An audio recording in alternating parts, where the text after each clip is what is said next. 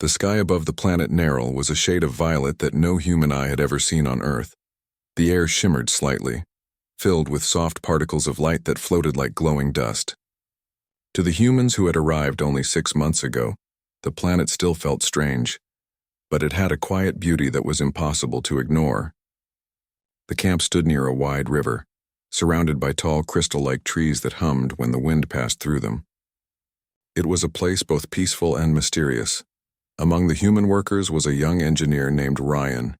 He had joined the Neril expedition to help maintain the energy systems that powered the research outposts. His hands were always busy with tools, wires, and glowing circuits. Ryan was quiet and thoughtful, often staying up late to repair communication beacons while others rested. He liked the silence of the alien night. It made him feel small in a good way, as if the universe still had secrets waiting to be discovered. Ryan's favorite place was the edge of the river field. There he could see the twin moons of Neril rise and cast silver reflections over the water.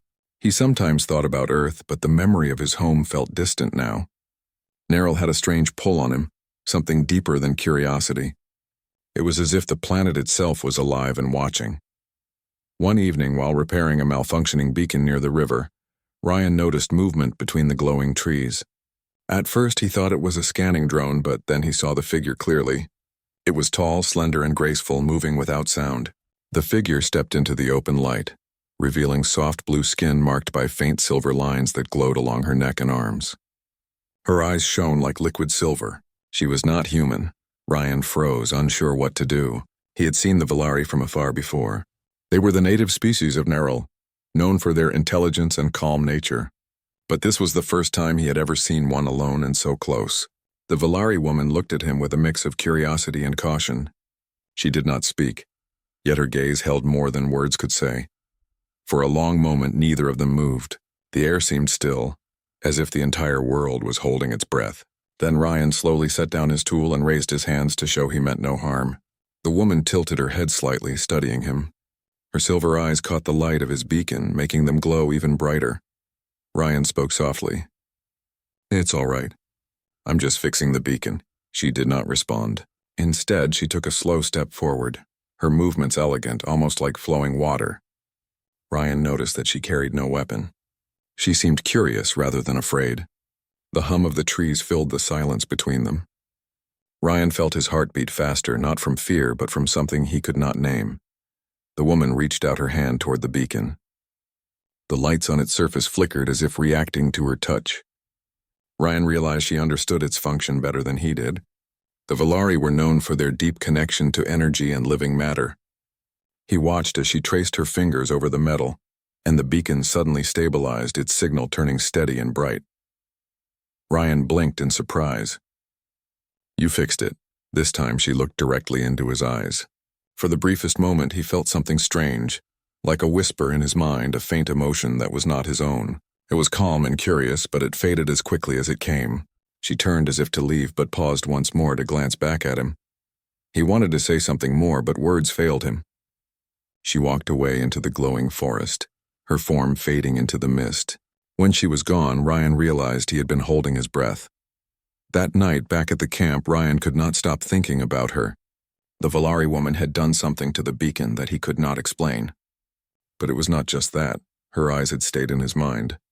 They were unlike anything he had ever seen. He felt as if she had looked into him and seen something real, something human and unguarded. The next morning, Ryan tried to focus on his duties, but his thoughts kept drifting back to the river. He found himself wondering if she would appear again. He even returned to the same spot under the excuse of checking the beacon's readings.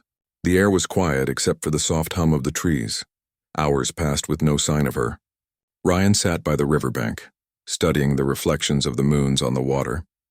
He thought about how strange it was that humans had traveled across stars yet still struggled to understand the simplest feelings.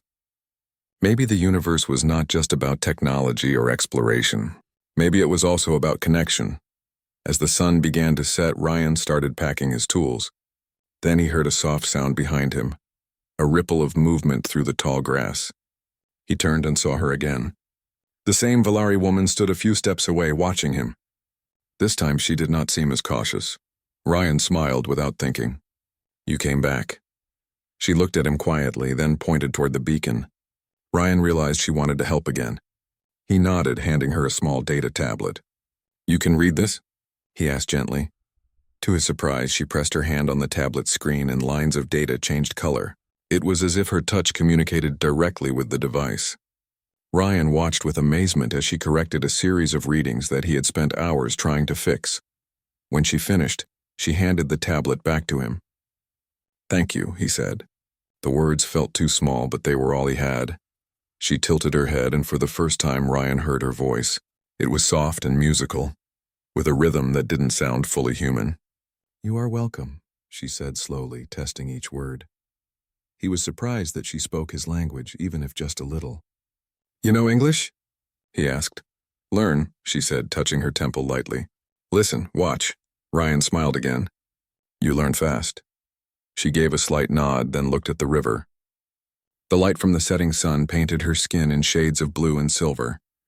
For a while, they both stood in silence, just listening to the sound of the water. Ryan wanted to ask her name, but he was afraid that speaking might break the calm between them. Finally, he asked, "What should I call you?" She looked thoughtful for a moment, then said, "Aaron." The name fit her perfectly. "I'm Ryan," he said, touching his chest. She nodded once, as if memorizing it. When night fell, Ryan walked back toward camp, but his mind stayed by the river. He felt as if something had begun, a quiet thread between two lives that should never have met.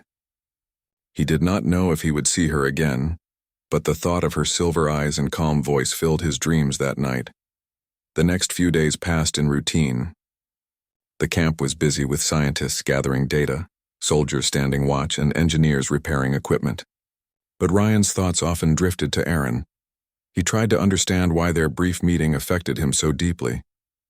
Maybe it was because she represented something pure in a world full of conflict and fear. Humans and Valari were still learning to trust each other, and many believed peace was impossible. Yet in that small moment by the river, trust had already begun to grow.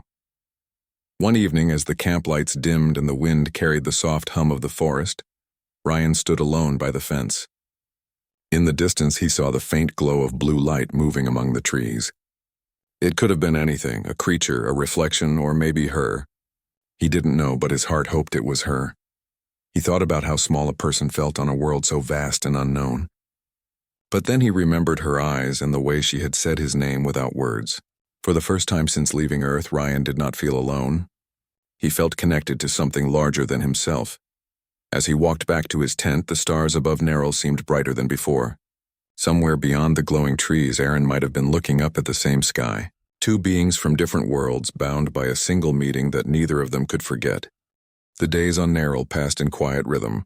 The human camp continued its research while the Valari people stayed at a careful distance. There was peace between them, but it was fragile, built on uncertain trust. Yet in one corner of this vast and strange world, a silent friendship had begun to grow between two different hearts. Ryan had not told anyone about Aaron. The moment he shared with her felt personal, something too delicate to explain. He still went to the same river field to check the beacon, though it worked perfectly now. The others thought he was just making sure it stayed stable, but Ryan knew he was waiting, hoping she would come again. And she did. It was near sunset when he saw her standing by the edge of the forest. Her presence seemed to blend with the light, as if the world itself wanted to hide her from everyone except him. Ryan smiled, relieved to see her again. She looked at him with calm silver eyes and walked closer without fear. "You came back," he said softly. She nodded. "You fix light," she said in her slow but careful English. "I tried," Ryan replied, laughing a little. "But you were the one who fixed it for real." Aaron tilted her head slightly, unsure if he was teasing or serious. Her species had a quiet nature. They did not laugh much, but she seemed to understand his tone. A faint smile touched her lips, brief but real. They spent hours together that evening. Ryan showed her the parts of the beacon, explaining how it worked. Aaron listened carefully, her eyes following every motion of his hands. She moved closer when she wanted to see something better. Her curiosity was childlike yet graceful. Sometimes she would gently touch a wire or a circuit and the machine would react, glowing brighter. It was as if her energy was alive. "How do you do that?" Ryan asked in wonder. She looked at her hand, then back at him. "We feel energy," she said. "It listens to us." Energy listens to you? Yes, she said. It lives, Ryan had no answer. He had read about the Volari bond with nature and technology, but seeing it was different. It felt less like science and more like art. When Aaron worked, the devices seemed to breathe. As the night deepened, the two of them sat near the river. The soft sound of flowing water mixed with the faint hum of crystal trees. Ryan wanted to ask her many things, but he was careful not to overwhelm her. He could sense that words were not her way of understanding. Your people, he said finally. They don't come here often, do they? No, she replied. They watch from far. Some do not trust, Ryan nodded slowly. Same for humans. Aaron looked at the stars above. Your kind came from far sky. You bring light but also fear. We do not know what you want, he sighed. Some of us don't know either. We say we come in peace, but peace is not easy when people are afraid. She turned to look at him. You are afraid? He hesitated. Not of you, he said. I just don't want to be part of something that hurts others. Aaron studied him for a moment, then said quietly, You fix things. Not hurt, Ryan smiled at her words. I try. Something gentle passed between them again. It was not spoken, but felt. Ryan realized that Aaron understood emotions in a way different from humans. Her kind did not read expressions or tone as much as they sensed the flow of energy that emotions created. When he looked at her, she seemed to see not his face, but what was inside him. The next time they met, Aaron brought a small glowing stone. It was smooth and warm to the touch, pulsing softly with light. What is this? Ryan asked. Memory stone, she said. It remembers sound, light, feeling. Feeling? He repeated. Yes. When you hold it, it shows what you feel. She placed the stone in his hand. The light inside changed color, turning from pale blue to bright gold. Aaron watched closely, her silver eyes reflecting the glow. What does that mean? Ryan asked. Warm color means calm heart, she said. Then she looked down slightly. Or affection. Ryan's breath caught for a moment. Affection, he repeated softly. She nodded once. The stone knows truth, he didn't know what to say. His chest felt warm, not from the stone but from something deeper. He had never believed in things like destiny, but in that moment it felt like the universe had chosen to show him something real. Aaron took the stone back and held it in her palm. It turned pale again.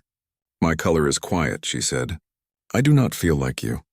Ryan wanted to ask what she meant, but she continued. We do not feel love like humans. We sense life, care for balance, protect our kind. But your emotion is strong. It reaches others like wind. He looked at her, trying to understand. So when I feel something, you can sense it? Yes, she said. When you touched my hand before, I felt it. Ryan remembered the first time they met, how she had frozen when their hands brushed. You felt what I felt? She nodded slowly. It was new. I did not know this feeling.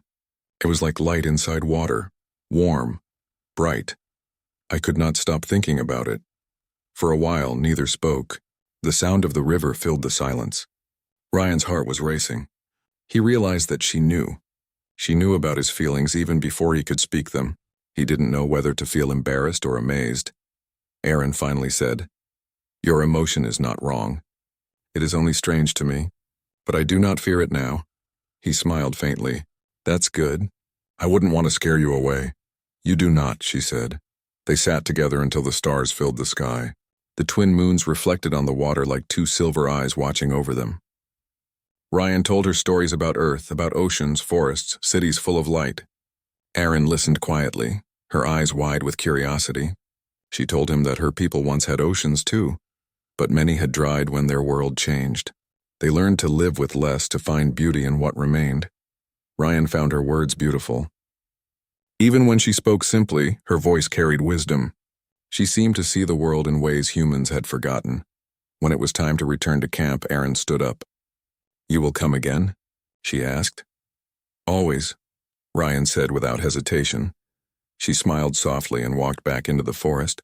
He watched her until she disappeared among the glowing trees. That night, Ryan could not sleep. He lay awake thinking about her words, her touch, her calm voice. It felt impossible, yet it was real. Somehow, two beings from different worlds had begun to understand each other, without needing many words. Over the next few weeks, their meetings became more frequent. Sometimes they worked on repairing small machines together. Other times they simply talked, learning about each other's worlds. Aaron became more comfortable using human words, and Ryan learned a few Valari phrases. The sound of her native language was soft, like a song carried by wind. One day, Ryan brought her a small earth flower that one of the scientists had grown in a sealed pod. It was red and delicate, unlike anything on Narral. Aaron held it carefully, her silver eyes bright. "It lives even far from home," she said. "Yes," Ryan replied. "It just needs care." She looked up at him. "Like heart," she said. Ryan felt his throat tighten. "Yes," he said quietly. "Like heart." They both knew their connection was something rare. It was not just curiosity or friendship. It was something deeper, something that crossed the line between two species, yet neither of them dared to name it. As the season on Narral changed, the nights grew colder. Ryan often stayed by the river longer than he should. He knew others might notice his absence, but he did not care. When he was with Aaron, the rest of the world faded away. One night, when the wind was strong and the trees sang their strange songs, Aaron touched his hand again. The memory stone she carried began to glow bright gold. She looked at it, then at him. "It listens again," she said softly. Ryan met her gaze. "Then maybe it understands better than we do." Aaron held his hand a little longer this time. She didn't speak and she didn't pull away. The light between them stayed warm. In that silent connection, Ryan realized that love could take many forms. It did not need promises or perfect words. Sometimes it only needed two hearts willing to understand each other, even when the universe said they should not. The alliance between humans and the Valari was beginning to weaken. The first months of peace had brought promise, but now whispers of distrust spread quietly through both sides. Some humans wanted to mine Narral's deep mineral layers, believing they held rare elements that could power colonies across the stars. But the Valari warned that the minerals were connected to their planet's living energy. To harm them was to harm Narral itself. Ryan heard the tension growing every day in the human camp. Commanders spoke in secret meetings and soldiers stayed on alert. He tried to ignore it, but the unease reached him too. He knew that if things went wrong, people would get hurt. Yet in the middle of that fear, he still met Aaron. Their time together had become the most peaceful part of his life. When he was with her, he forgot about orders, arguments, and politics.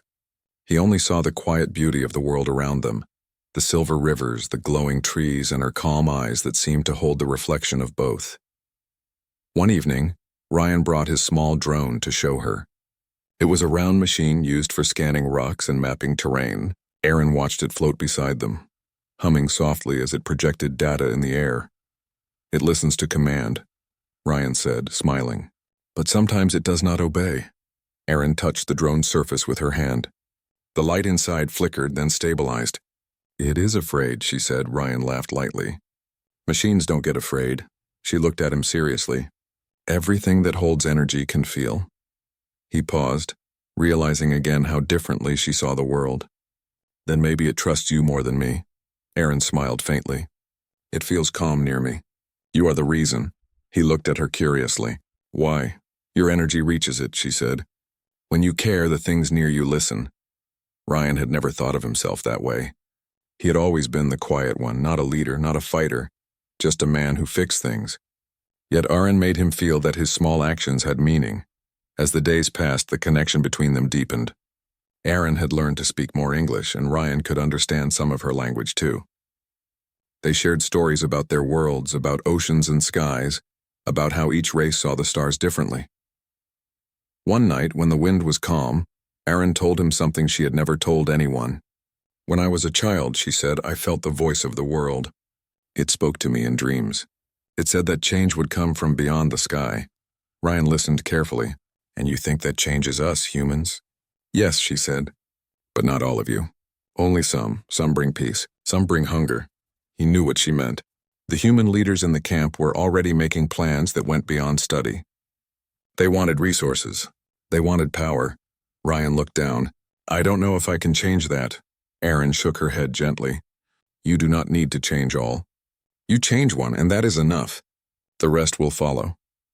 Her words stayed in his heart for many days. But things began to grow worse. A week later, one of the mining drills started early without approval from the Valari Council. The machines tore into the ground near a sacred site, breaking crystals that the Valari called the breath of Narral.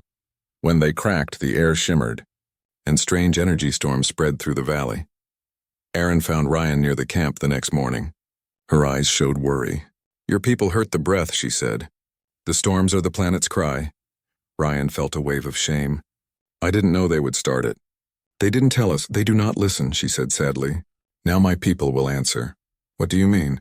Ryan asked. "Some of our warriors want to fight. They think peace was a mistake." Ryan's chest tightened. "That will destroy everything. Please tell them it was not all humans." "I will try," she said. "But they will not listen to me alone." He stepped closer, lowering his voice. "Then let me help. Let me speak to my side, too." Erin looked uncertain. "It is dangerous." "I don't care," he said. "If we don't stop this now, we'll lose everything." She studied him for a moment, then nodded slowly. "You are brave for one who does not fight." "I just don't want anyone to get hurt," Ryan said. That night they traveled together to the border of the Valari lands. It was forbidden for humans to go there, but Erin guided him through paths only her kind knew. The forest glowed with deep blue light and the air pulsed like a heartbeat. Ryan felt the living energy she had spoken of. It was everywhere, in every stone and leaf. When they reached a clearing, several Valari elders waited. They stood tall, their skin marked with glowing patterns that shifted with emotion. Ryan felt small under their gaze. Erin spoke in her language, explaining what had happened and how Ryan wished to make peace. The elders listened, but did not seem convinced. One of them, his markings a deep red, spoke sharply. Ryan could not understand the words, but the tone was hard. Erin turned to him and said quietly, "He says humans brought pain and cannot be trusted." Ryan took a deep breath. "Tell him I am sorry for what my people did. Tell him I will make them stop the mining if he gives me time," Erin translated. The elder replied again, his voice softer but doubtful. "He asks why you care," she said. "Why risk your life for others not like you?" Ryan met the elder's eyes and said, "Because I see what you have here. I see how alive this world is. And because someone from your people showed me what it means to care." Erin's expression softened as she translated his words. The elders were silent for a long time. Then the red-marked one lowered his head slightly. "He will wait," Erin said at last. "But only for one sun cycle. If your people do not stop, they will defend the land." Ryan nodded. "Then I'll make sure they stop." They left the clearing quietly. The night was deep, and the forest lights shimmered above them like small stars. Erin walked beside him, silent for a while. Then she said, "You spoke with truth." They felt it. "I just said what I meant," he said. "That is why they listened," she said. "You do not hide behind fear." He looked at her, his voice soft. "I wouldn't have done it without you." Erin stopped walking. She looked at him with eyes that reflected both moons. "When I first met you," she said, "I felt something inside that I did not understand. I thought it was confusion, but now I know it was trust." Ryan felt his heartbeat quicken. "Trust?" "Yes," she said. "You feel deeply. It reaches others. Even when you say nothing, your heart speaks." He wanted to say something, but his voice failed him. They stood there in silence, the night air around them glowing faintly. When they reached the river again, Ryan looked at her. "If I fail to stop them, will your people still attack?" She looked down. "They must protect what is sacred. But I will try again to stop them." Ryan stepped closer. "We'll both try." Erin hesitated for a moment, then reached out her hand. When Ryan took it, he felt a soft warmth spread through him. Her skin was cool but alive with faint energy. The light of the memory stone hanging from her belt flickered gold again. "What does it say now?" he asked quietly. Erin looked at the stone, then at him. "It says truth. It says we understand each other." He smiled faintly. "Then maybe that's enough for now," she nodded. "For now." The next morning, Ryan returned to the human camp. He went straight to the command tent and demanded to speak with the leaders. He told them everything he had learned, that the Valari were preparing to fight, that the planet's energy was reacting to their drilling, and that another attack would destroy any chance for peace. Some officers ignored him, saying he was too close to the aliens. But one of the senior scientists, an older woman named Dr. Hale, listened. She had seen the strange storms too. She ordered the mining operations to stop temporarily. Ryan felt a wave of relief. For now, peace might survive. That evening, he went back to the river to tell Erin. She was waiting as if she had known he would come. When he told her the news, she closed her eyes for a moment, as if listening to the wind. "The world is calmer," she said. "It feels your promise." Ryan sat beside her, watching the stars rise. "You said the world spoke to you when you were young. What does it say now?" She smiled faintly. "It says the sky's children have learned to listen." Ryan looked at her, then at the sky full of light. He knew there were still dangers ahead, but for the first time he believed that humans and Valari could truly live together, and deep inside, he knew that his bond with Aaron was more than friendship. It was something that could not be named by either of their worlds. They sat together in silence, two beings from different stars, sharing one heartbeat of peace in a universe that had almost forgotten how to love. The calm that Ryan and Aaron had found by the river did not last long. Tensions between the humans and the Valari were growing stronger with each passing day. While Ryan worked to maintain peace, some humans ignored the warnings and pushed the mining operations forward. The Valari, protective of Narrow's living energy, prepared quietly, knowing that if the humans did not stop, the situation could spiral into conflict. Ryan felt the weight of responsibility pressing on his shoulders. Every day he worried not only for the planet but also for Aaron. She had trusted him and he could not let her down. He had learned to sense her emotions even when she spoke little. A storm of worry stirred in her silver eyes whenever she saw humans approaching sacred sites, and Ryan knew he had to act. One evening, Aaron approached Ryan at the edge of the river where they usually met. Her blue skin shimmered softly under the twin moons. Her movements were urgent but quiet. "Ryan," she said, "they will attack soon if nothing stops them. Some of my people have decided the humans must be punished." Ryan's heart tightened. "How soon?" "Before the next sunrise," she said. "I cannot stop all of them alone. You must come with me." He nodded immediately. "I will follow you anywhere." Without another word, they moved into the glowing forest. The paths were hidden, known only to the Valari. Ryan marveled at how alive everything seemed. The trees hummed faintly, the river glowed faintly, and even the air carried a pulse that seemed to guide them. He had walked here before with Aaron, but tonight the forest felt heavier, charged with energy and tension. As they approached the Valari Council, Ryan could see the warriors preparing. Their skin glowed in intense colors of red and gold, indicating anger and readiness for battle. Aaron placed her hand lightly on his arm. "We must speak before the fighting starts," she said softly. Ryan took a deep breath. He stepped forward, raising his hands to show he meant no harm. "I am here to stop this," he said clearly. "I know some humans have made mistakes, but we do not want war. Please listen to me." The Valari leader, a tall figure with shifting patterns of red and orange across his skin, stepped forward. His eyes met Ryan's, piercing and skeptical.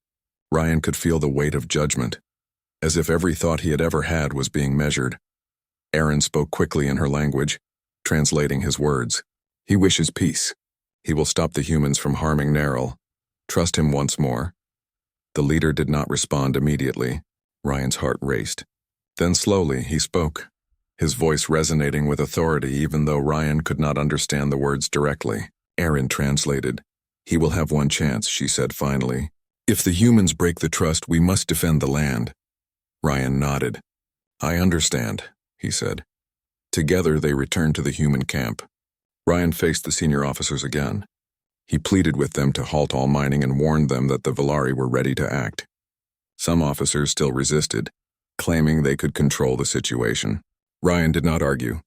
He simply refused to leave until the mining stopped. Finally, after hours of debate, the operations were suspended. Machines powered down, drills stopped, and the humans waited silently, aware that the Valari's eyes were watching. When the night fell, Ryan went back to Aaron. She was waiting by the river, silent but alert. He told her that the humans had stopped and for now peace would hold. Her eyes brightened, though faint worry lingered. "You risked much," she said. "Not your life, but your people. They may not listen again." Ryan shook his head. "I will make them listen. I cannot let anyone get hurt, and I cannot let Narrow suffer." Aaron's hand brushed his, a small gesture filled with meaning. "You care deeply," she said softly. "I do," Ryan replied. "More than I can explain." She looked at him, her silver eyes reflecting the moons above. "It reaches me," she said. The days that followed were tense but quiet. Both humans and Valari observed the peace carefully. Ryan and Aaron continued to meet at the river, sharing quiet moments amid the uncertainty. They learned more about each other with every passing day. Aaron taught Ryan to sense the energy of Narral, to feel the life in the stones and trees. Ryan taught Aaron small things about human tools and devices. Their worlds were different, but together they created understanding. One day, a sudden storm hit the camp. The sky darkened and lightning flashed across the violet clouds. Ryan and Aaron ran to secure equipment near the river. The wind was strong and rain began to fall in sharp sheets. A mining drone had broken free during the storm, its control lost. It moved dangerously toward a sacred grove.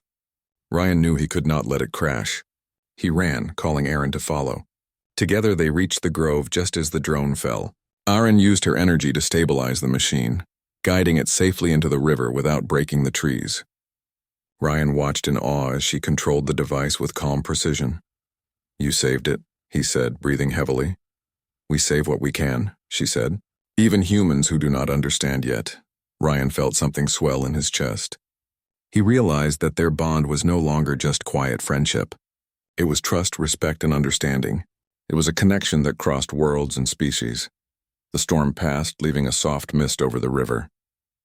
Ryan and Aaron stood together, soaked but unharmed. He looked at her silver eyes, noticing how the light reflected in them like tiny stars. "Why do you trust me?" he asked softly. Aaron paused. "Because your heart speaks truth. Even when humans do not listen to us, you do. I felt it when we first touched hands. You are brave in ways your people do not always understand." Ryan smiled faintly. "I only do what is right." "No," she said. "You do what is right even when it is hard. That makes the difference." For the first time, Ryan realized how rare trust like this was. It was not forced by duty or law. It was chosen freely between two beings who understood each other deeply. Weeks passed, and the fragile peace held. Ryan continued to negotiate between the humans and Valari, using the respect he had gained from both sides. Aaron stayed close, always near the river, watching and guiding. Sometimes, in quiet moments, they shared small gestures. A hand on a shoulder, a touch on the arm, a look that carried meaning beyond words. One evening, Ryan brought a small telescope to the river. He wanted to show Aaron the stars that humans called constellations. She looked through it briefly, her silver eyes wide with wonder. "The sky is different from ours," she said. "But beautiful," Ryan nodded. "Every world has its own beauty. I think the universe made sure we could see it together." She smiled softly, touching his hand. "Perhaps the universe guides more than we know." The connection between them deepened with each shared moment. Ryan realized that what he felt for Aaron was no longer simple curiosity or admiration. It was something more profound, something that called to him from inside. And he sensed that she felt it too, even if her people had no word for it. Then one day a human scout returned with news. Some humans had tried to resume mining secretly, unaware of the delicate trust that Ryan had established. Aaron's eyes darkened, the silver glow fading slightly. Ryan knew action was needed. Together they went to the site and found the miners. Ryan spoke calmly but firmly. "Stop immediately. The Valari will defend this land. You will not continue." The miners hesitated, but Aaron stepped forward. She extended her hand and the energy around her shimmered. The miners stopped, sensing the calm but firm presence of her power. Ryan realized again how incredible her abilities were. But it was not only her power, it was the combination of truth, trust, and courage that made their presence respected. By the end of the day, the operations were fully halted. The humans returned to camp, understanding finally that Narral's protection was not negotiable. Ryan felt a mix of relief and exhaustion. Aaron approached him by the river, her hand brushing his again. "You saved more than the land," she said softly. "You saved trust. You saved hope." Ryan smiled, feeling a warmth spread through him. "We saved it together." She nodded, and for a long moment they simply stood there, hand in hand, two beings from different stars sharing the same heartbeat of peace. The soft glow of the river and the light of the moons reflected on them, marking a night that neither would forget. That night, Ryan lay awake in his tent, thinking about Aaron. He realized that no matter what challenges came next, their connection had become a force stronger than fear. It was quiet, it was patient, and it was unbreakable. He understood now that the real courage was not only in saving worlds, but in trusting each other across differences. in believing in the good that could exist between two hearts.